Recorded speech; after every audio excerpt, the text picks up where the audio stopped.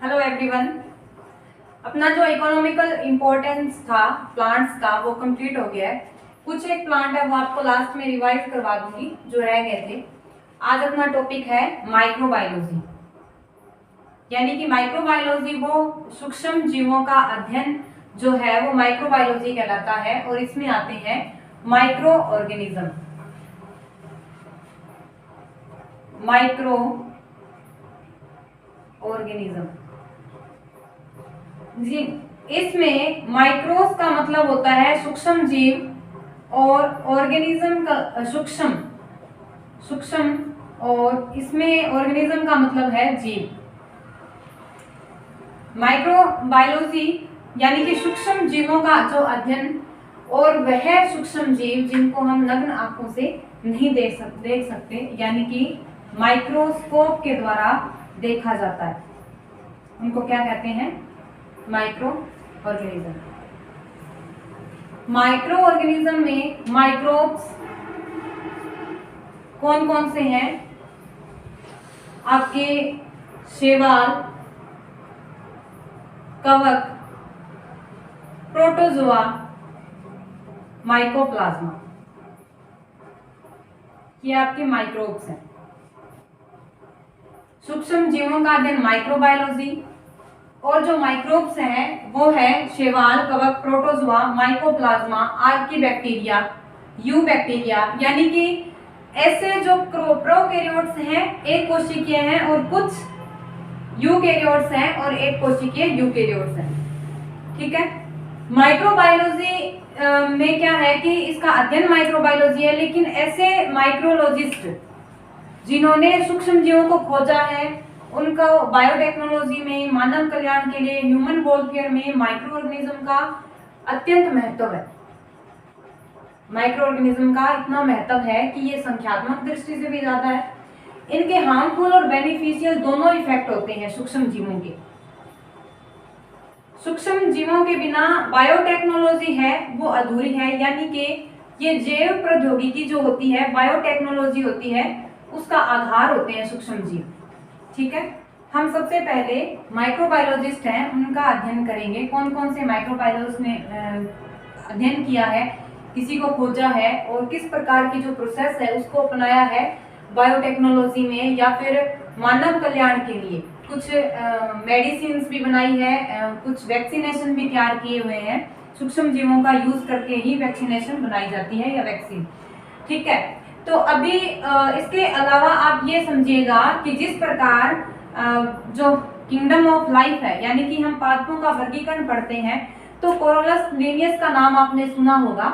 उन्होंने द्विजात अवधारणा दी थी। द्विनाम पद्धति जो है वो कोरोलस लिनियस की देन है। उसके बाद में त्रिनाम पद्धति है, उसके बाद में 5 यानी 4th किंगडम है क्लासिफिकेशन, लेकिन 5 जो किंगडम क्लासिफिकेशन है वो दिया था व्हिटेकर ने। आप ध्यान से सुनिएगा। अनेक जो बायोलॉजिस्ट हैं उन्होंने अवधारणा दी थी और क्लासिफिकेशन दिया था सभी जितने भी लिविंग ऑर्गेनिज्म है, एनवायरनमेंट में प्रेजेंट लिविंग ऑर्गेनिज्म है, यानी सूक्ष्म जीवों से लेकर अपर जो एनिमेलिया तक जितने भी ऑर्गेनिज्म हैं उनको अध्ययन किया था। अध्ययन क्या किया था? अध्ययन के साथ साथ उनका क्लासिफिकेशन किया था। उनको इस प्रकार से वर्गों में बांटा था कि किस आधार पर किसी में पोषण की दृष्टि से, जनन की दृष्टि से उनका कोशिकीय संगठन किस प्रकार का है, क्योंकि प्रोकैरियोट्स और यूकैरियोट्स में भी डिफरेंस होता है अनुवांशिक पदार्थ का। कोशिका भित्ति है, झिल्ली है, कोशिकांग है, यानी अदर जितने भी उनमें पाए जाने वाले जो पदार्थ हैं उसके आधार पर उनमें डिफरेंस होता है। जिस प्रकार पादप कोशिका में और जंतु कोशिका में जो अंतर होता है उसी प्रकार। तो जो मुख्य अवधारणा थी वो थी व्हिटेकर की। व्हिटेकर ने 5 किंगडम क्लासिफिकेशन दिया था और इनके आधार पर इन्होंने बताया और क्लासिफिकेशन को 5 भागों में बांटा। पहला था मोनेरा, दूसरा था प्रोटिस्टा और तीसरा था फंजाई, यानी कि जो सूक्ष्म जीव है माइक्रोब्स हैं। माइक्रोब्स वो जो या तो एक कोशिकीय हैं, कुछ एक बहुकोशिकीय भी हैं, यूनिसेलुलर है, यूनिसेलुलर भी है, प्रोकैरियोट्स है, यूकैरियोट्स है। उसके बाद में आता है प्लांटी, यानी जिसमें आपके पादप आते हैं, ब्रायोफाइटा से लेकर आपके आवर्तबीजी यानी एंजियोस्पर्म तक जो पादप हैं वो इसमें आएंगे। और लास्ट है एनिमेलिया, जिसमें कशेरुकी और अकशेरुकी आते हैं। तो मेरा जो समझाने या फिर इसका जो क्लासिफिकेशन का मतलब ये था कि जो मोनेरा है, मोनेरा में अधिकतर एक कोशिकीय प्रोकैरियोट्स आते हैं, यानी कि जिनमें सेल वॉल है, सेल वॉल यानी कोशिका भित्ति एब्सेंट होती है। सुनिएगा, कोशिका भित्ति एब्सेंस के आधार पर इसमें आपके है माइकोप्लाज्मा, ठीक है। उसके अलावा यू बैक्टीरिया जगह यहाँ पे कम हो गई है, यू बैक्टीरिया,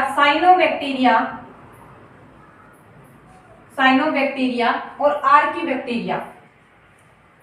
ज्यादा जो हाई प्रोफाइल जो एग्जाम्स है लेवल, उनका लेवल होता है जहाँ से क्वेश्चन, जैसे आर्की बैक्टीरिया है, उनका प्रॉपर्टीज गुण क्या होता है या उनके फीचर क्या है, लक्षण, ये पूछ लिए जाते हैं। लेकिन आपके लैब असिस्टेंट के अकॉर्डिंग या कुछ एक जो रीट में टॉपिक है माइक्रो ऑर्गेनिज्म, उसमें बहुत ही कम पूछा जाता है। प्रोटिस्टा में और फंजाई में अधिकतर क्या आते हैं, कवक आते हैं, ठीक है। इनका अलग ग्रुप था, ये यू बैक्टीरिया है, यूकैरियोट्स हैं और बहुकोशिकीय भी है, कुछ एक कोशिकीय भी है और विषम कोषीय। मैंने क्या बताया, पोषण के आधार पर इनको बांटा गया है। प्रोटिस्टा में सर्वोपरि रखा गया है आपके प्रोटोजोआ और एल्गी, शैवाल, डाइटम्स, शैवाल्स में आते हैं डाइटम्स, डाइनोफ्लैजिलेट्स और स्लाइम मोल्ड। ये जो स्लाइम मोल्ड है वो क्या है, कवकों के ही कुछ अलग जो ग्रुप होता है, मिक्सोमाइस्टीज है, उसमें स्लाइम मोल्ड्स आते हैं। प्लांटी में आपके प्लांट हो गए और एनिमेलिया में वर्टिब्रेट्स और इनवर्टिब्रेट्स हुए। तो बेटेकर की 5 जगत अवधारणा ये थी। हम अध्ययन किसका कर रहे हैं, आगे जो अध्ययन माइक्रोबायोलॉजी में हम पढ़ेंगे कि प्रोटोजोआ के हार्मफुल और बेनिफिशियल इफेक्ट, कौन कौन सी डिजीज होती है। एल्गी है, वो बहुत सारे एल्गी है, वो मोस्टली खाने में यूज होते हैं। और इसके अलावा डाइटम्स है, डाइटम्स का भी डाइनोफ्लैजिलेट का भोज्य पदार्थों के रूप में यूज करते हैं। और कवक है, कवक का कहीं ना कहीं वैक्सीन निर्माण में, जैसे पेनिसिलिन है, पेनिसिलिन की खोज अलेक्जेंडर फ्लेमिंग ने की थी।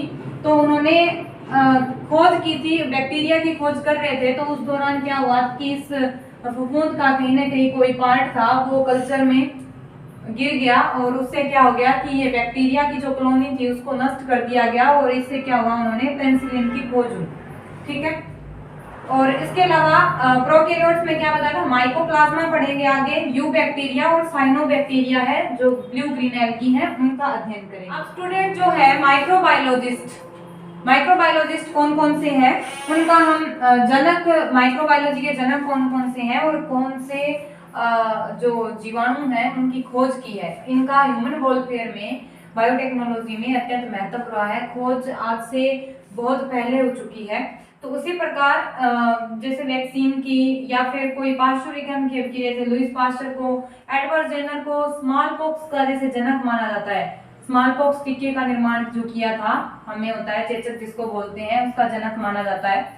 तो एंटोनी वॉन ल्यूवेनहॉक है, उन्होंने सबसे पहले क्या किया था, लेंस के द्वारा, सूक्ष्मदर्शी के द्वारा। वैसे जो माइक्रोबायोलॉजिस्ट है उनकी पूरी बायोग्राफी है कि उन्होंने अध्ययन किस तरह किया, इनका कंट्रीब्यूशन किस प्रकार है, यानी कि इनकी किस एक्टिविटी के द्वारा, उनकी पूरी बायोग्राफी इस तरह से होती है कि उनका जन्म हुआ, उसके बाद उन्होंने कौन से जो डिपार्टमेंट है उनमें रुचि रखी, उस रुचि के अकॉर्डिंग उन्होंने किस प्रयोगशाला में शोध किया, कहाँ इन्हें अध्ययन किया, स्टडी की अपनी, और उसके बाद में किस तरह से इंसिडेंट हुआ, कोइंसिडेंट हुआ। जैसे न्यूटन के टाइम पे ऐसा ही हुआ था, जैसे उन्होंने, न्यूटन ने खोज की थी। तो उसी प्रकार जो वैक्सीनेशन है या फिर जितने भी टीकों का निर्माण है, पेनिसिलिन का निर्माण है, तो इस तरह से कोई इंसिडेंट हुआ और इनको जनक भी माना गया और इनका अच्छा खासा योगदान है आज ह्यूमन वेलफेयर से या बायोटेक्नोलॉजी में।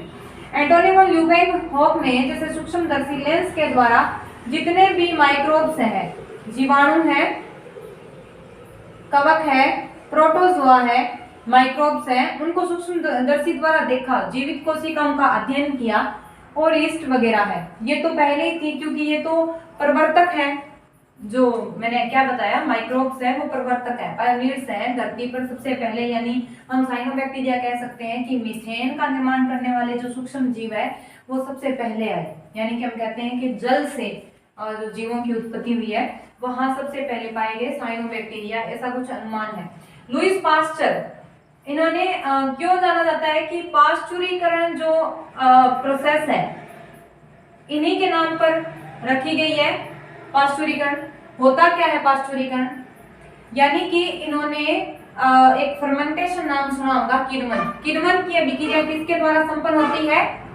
माइक्रो ऑर्गेनिज्म द्वारा, सूक्ष्म जीवों द्वारा संपन्न होती है, यानी कार्बोहाइड्रेट्स हैं वो किस में टूटते हैं? शर्कराओं में टूटते हैं, अल्कोहल वायवीय अवायवीय श्वसन में। बायोटेक्नोलॉजी में जब हम डीप अध्ययन करते हैं तो बहुत अच्छा टॉपिक है, जब हम सूक्ष्म जीवों का प्रोसेस देखते हैं कि इनका किस प्रकार से योगदान होता है बायोटेक्नोलॉजी में।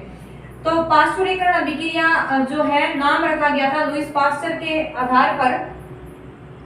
और जो किण्वन अभिक्रिया है, किण्वन के बाद जब हम प्रिजर्व करते हैं किसी भी पेय पदार्थ को, यानी कि जितने भी खाद्य पदार्थ हैं, डेयरी उत्पाद है, उनको जब हम संरक्षित करते हैं तो किसका जो है मतलब यूज करते हैं? पाश्चुरीकरण अभिक्रिया। माइनस टेम्परेचर में या फिर हम कोई भी अल्कोहल है, मदिरा वगैरह, उनको 60 या 70 डिग्री सेल्सियस पर सूक्ष्म जीवों को नष्ट करते हैं और उसके बाद उनको प्रिजर्व किया जाता है। तो पाश्चुरीकरण अभिक्रिया जो है वो लुईस पास्चर ने दी थी, जनक माना जाता है पाश्चुरीकरण का। और जो एंटोनी वॉन ल्यूवेनहोक है, उन्होंने जीवित कोशिकाओं को सबसे पहले लेंस की सहायता से सूक्ष्म जीवों का अध्ययन किया था।